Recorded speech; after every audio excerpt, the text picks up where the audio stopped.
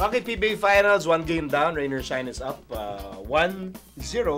So let's just do an overview of this series. First of all, sino ba talaga underdog dito? I mean, BMEG has had trouble with this Rain or Shine team in this conference. So you want to say Rain or Shine is the underdog because they're all first-timers. No? All the players are first-timers in the finals. And BMEG's the defending champion, yeah. so you could say underdog. I mean, they're going for back-to-back because they were champions Commissioner's Cup, so relax na. Pero Rain or Shine was also number 1 the whole conference. So sino nga underdog, Charles?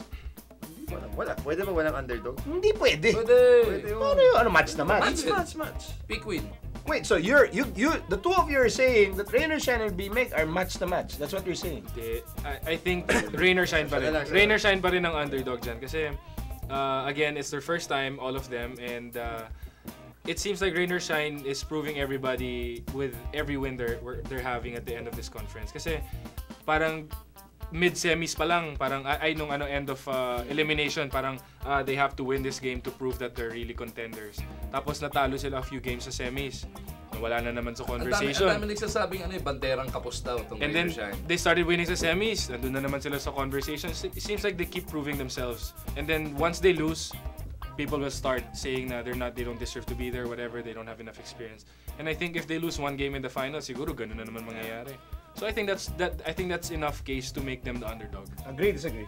Yeah, if you put it that way, that totally makes sense. Dahil nga itong Rain or Shine, once they lose, people will just be like, they're supposed to. Diba? Yun yung iniisip, yun yung mindset na inaantay lang ng mga tao na hold up, kakabahan, na mga bata to.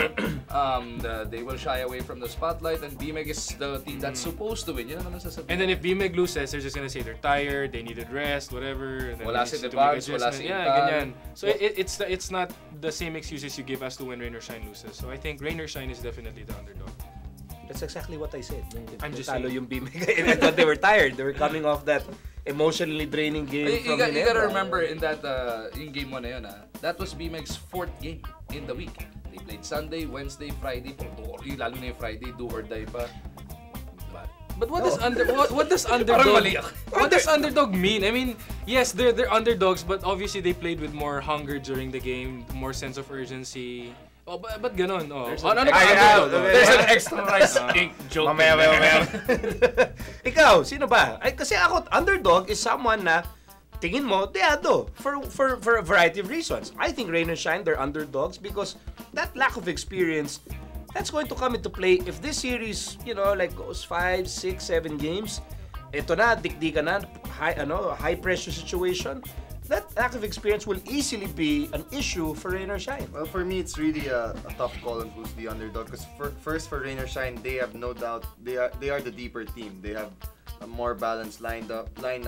But BMEG has the star power. They have James, PJ, Blakely, and Pingris. Yeah. For me, those still are the 4 best players right now. Of course, Rain or Shine has Paulie. They have Cornley. They have Norway. I saw that. Nakita ko yan. But BMEG has no bench right now. They're really missing JC and Joe Devanz. So, it could work. Do you agree that the Rain or Shine has a deeper bench? No, not really.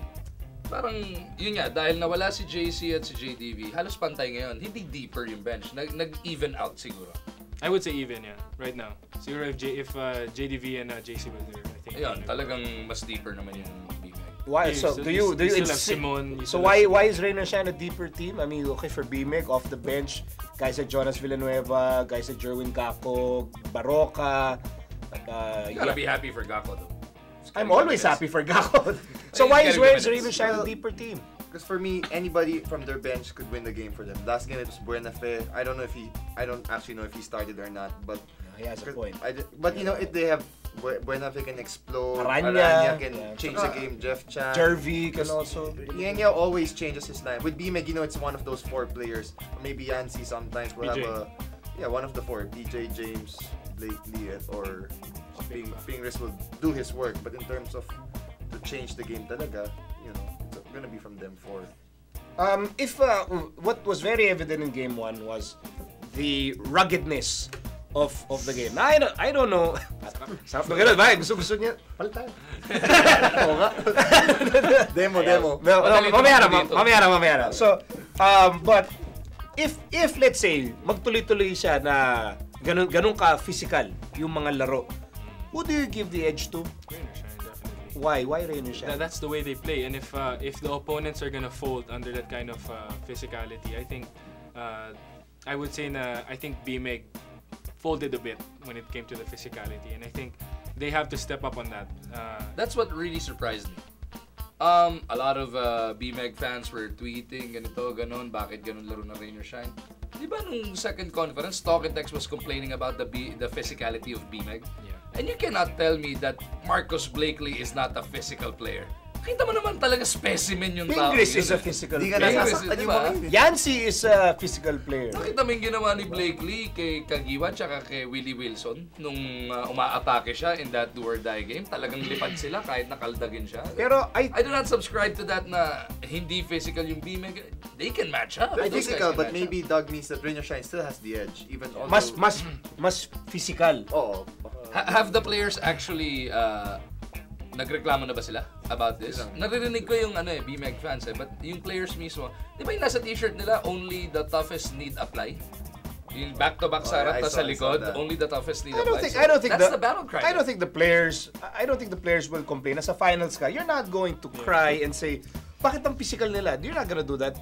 I don't think BMEG players will do that. And no player will say na, bluntly like that. I think you'll see that by the way they play in the court, if they're really folding under the physicality or not. Because that BMEG team, that's a very physical team. They only finesse If players. they want to. I think they're always physical. Not all the time. Not game one. Well, not game one because I still think that they were still recuperating from that Friday game. So maybe they could not be as physical as they would want. Me, I play the 4-5, so I battle against the BMEG bigs, and I could say that they're a physical team also. Pero again, it seems like they weren't doing that much of that physical game. Wala in sila game dun sa one. normal physical I could level. honestly say no, they weren't. Yeah, I don't think this BMEG team will back down. There's only one guy on that team who's finesse. That's Jerwin Gako. So that team will not back down. So, okay. On the two major points that we discussed, dun sa underdog, what was our agreement? I think Rainer, sa'yo, sinong underdog mo? Wala. Rainer Shine? Yeah. Rainer Shine? Even. On the aspect of physical play, I think we all agree these two are physical teams, but you give Rainer Shine an edge. Rainer Shine, yeah. Medyo pantay lang rin. Medyo patay. Slight edge, Rainer Shine. Yeah, Rainer Shine. I think it's even. This is the finals. It's how it's supposed to be played. So you want them to play physical. More. You want more. So si Magu gusto ni Magu. Gusto mong physical. Ay, hindi. Gusto mong physical.